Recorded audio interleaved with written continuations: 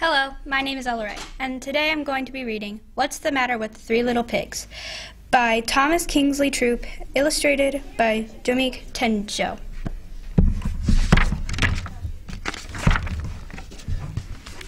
Once upon a time, there was a family of pigs, a huge family. A family that was outgrowing its house. "I'm sorry, you three, but you're old enough to be on your own now," Mama Pig said. "I need the room." Steve, Hector, and Alice were sad, but they knew Mama was right. It was time for them to go.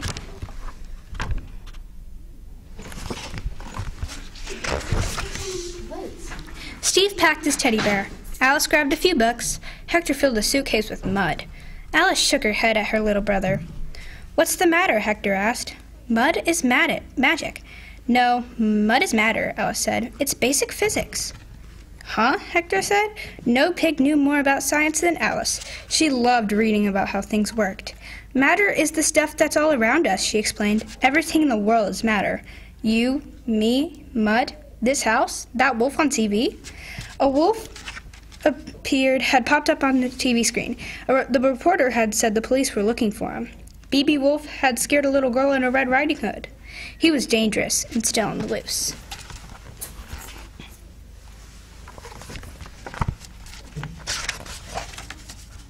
Before the three pigs left, they looked at ads in the newspaper.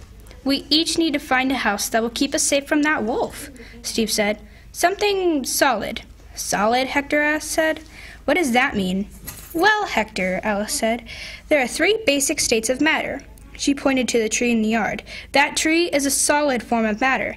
Solids are the strongest. They hold their shape. And the pond over there is a liquid form of matter." "What's the third form?" Hector asked. "Gas," Alice said. The air around us is a gas called oxygen. Gases are almost always invisible."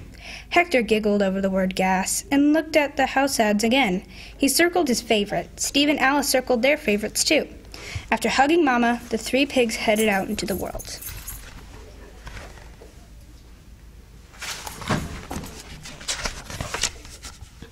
The next day, Steve stood proudly at his new house, a houseboat. It floated near the middle of Lake Donut. Steve liked how the lake was shaped like a donut, but he didn't like that there was something hairy creeping along the shore. Little pig, in the middle of the lake," the creature said. "I'm going to eat you like a birthday cake." It was BB Wolf. "You can't get here unless you swimmy swim swim," Steve shouted back, "and you don't look like a great swimmer." "Then I'll wait and I'll howl until the snow begins to fall," the wolf replied. Steve shook his head. "That was a really awful rhyme," he said. The wolf shrugged and said, "I agree. It wasn't winter, my soon-to-be pork chop dinner."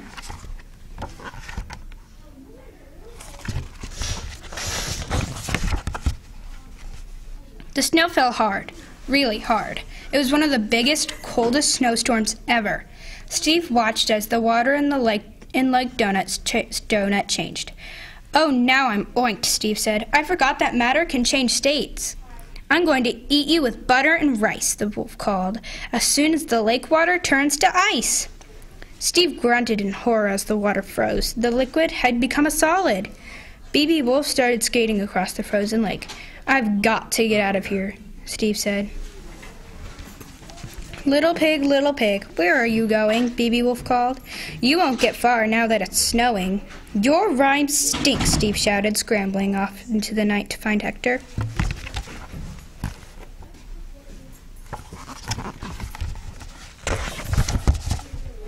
Sometime later, Steve found Hector's house. It was made entirely of ice.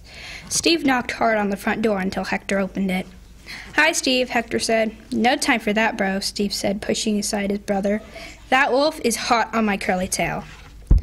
Hector closed the door and locked it. "Don't worry," he said. "We're safe in here. The walls are made of solid ice. Come on, let's skate." Steve tossed a pair of skates, and the two skated around Hector's living room. They sang songs and forgot all about BB Wolf, until a knock came at the door.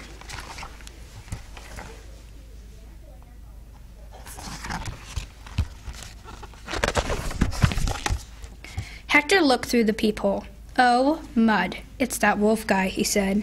"You can't escape me one way or another," BB Wolf called. "Now I'll eat you and your piggy brother." "You'll never get in. We're surrounded by icy ice, ice," Steve shouted. The wolf smiled, took out his cell phone, and tapped it a few times. "Oh, that's fine. You can stop your yipping," BB Wolf said. "I've just placed an order with next day shipping." Steve and Hector couldn't imagine what that awful wolf was up to.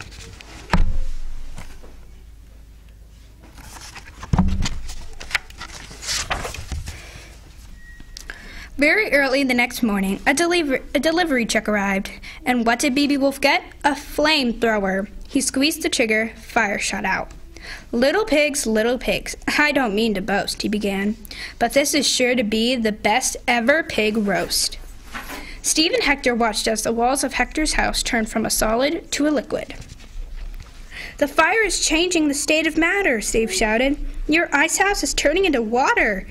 "Let's go," Hector said. The pigs ran out of the back door and hid behind some bushes.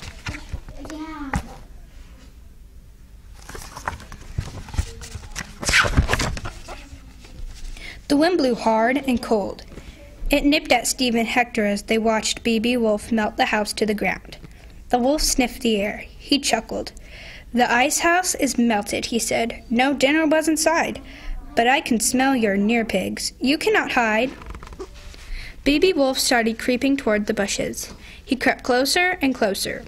Just before he reached Steve and Hector, he took a step and fell on his furry bottom. "Nice," Steve said. "A little patch of water refroze and changed back to ice." "Matter can change back to its old state?" Hector said. "Sometimes yes and sometimes no," Steve said. "It depends on the matter." Before the wolf could get up, the two brothers ran off to find their sister.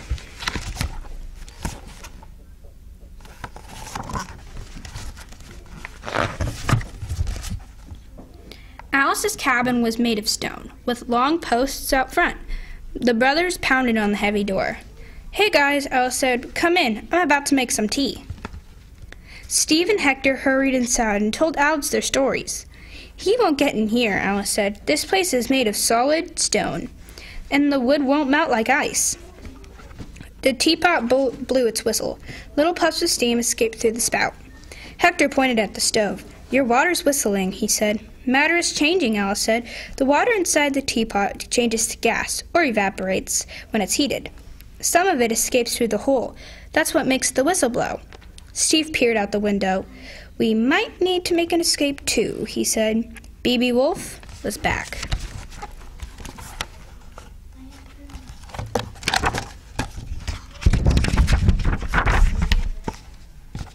Little pigs, when will you learn?" the wolf sang.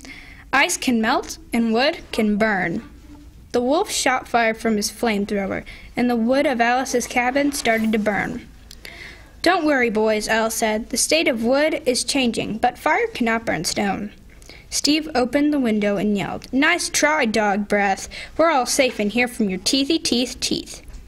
Once the wood was burned up, BB Wolf tossed aside his flamethrower and disappeared into the woods. "Is he gone?" Hector asked. "I hope so," Steve said.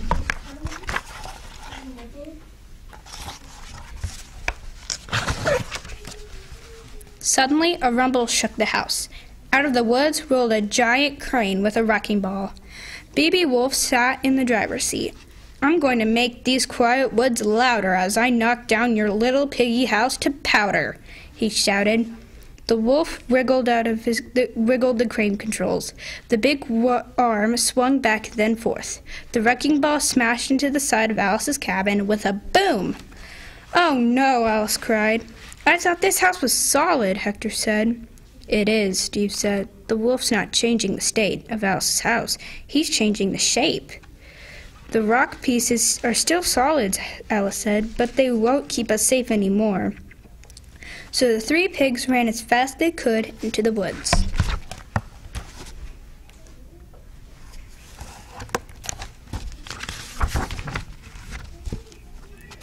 As soon as they came upon a small roadside stand selling hot air balloon rides, it was a perfect getaway.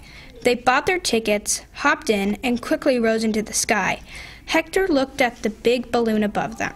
"Alice, is that gas in there?" he asked. "Yes," Alice said. "It's called helium. Gases expand to fill the container they're in. The balloon above us is a kind of container."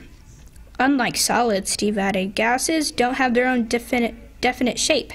They take the shape of whatever container they're in. That's all very cool, Hector said. But look, there's another balloon full of gas heading our way. Yep, it was B.B. Wolf. Little pigs, high up in the sky, he called. Don't you three know that pigs can't fly? Steve frowned. I really don't like this guy, he said.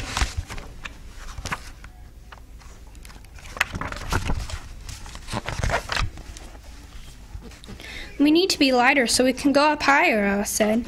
Quick, throw some weights overboard. The pigs untied the basket's weight. Even so, the wolf got closer and closer. Steve pointed at Hector's suitcase. Sorry, Hector, Steve said. Your suitcase has to go.